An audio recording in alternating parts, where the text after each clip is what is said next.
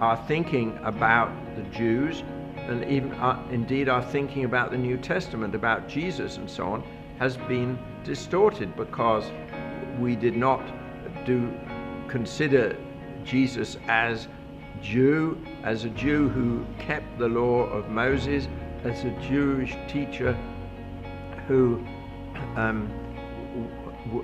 was sent only to the lost sheep of the tribe of Israel to start with. These things have not featured in our thinking, in our structures of theology.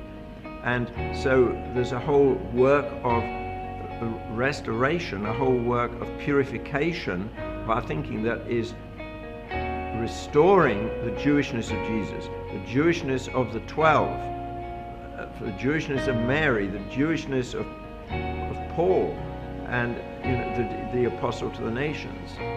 And so this has big implications for our understanding of the scriptures. But it's this whole process of purification, as it happens in different churches, that is bringing us all together around the root in Israel.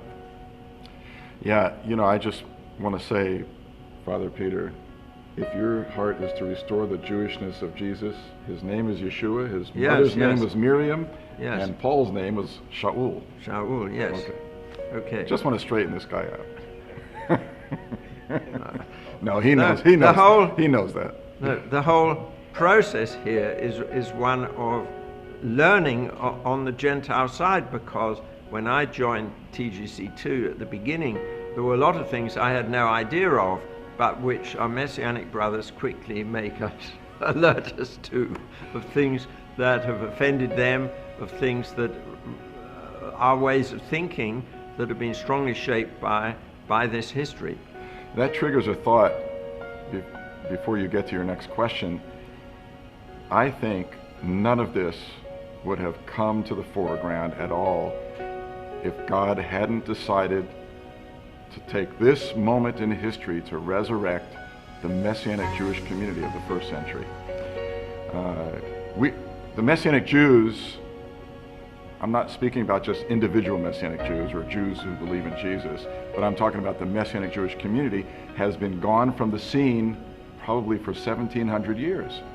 And the very fact that God chose this moment in history to raise and resurrect the Messianic Jewish community has now, I believe, pricked the heart of people like Father Peter and many others in the church, because they've now been confronted, not by individuals like me necessarily, but they've been confronted by the very fact that this Messianic Jewish community is here again. And I'm not sure anyone thought this would happen, but here we are, and now we're dealing with it. So this is why when we organize meetings to make known the TJCII vision, we always try to have a Messianic speaker as well as Gentile Christian speakers, because this means when you have the Messianic Jewish speaker, the Christians are having to deal with a reality. It's not just they're being presented with an interesting idea, because you can look at an idea and think, well, I don't really like this idea or agree with it. But when you have a community of Jewish believers in Jesus, you're dealing with a reality. You've got to face this. And it's this new reality in modern times that makes possible an initiative like this, as Rabbi Marty has said.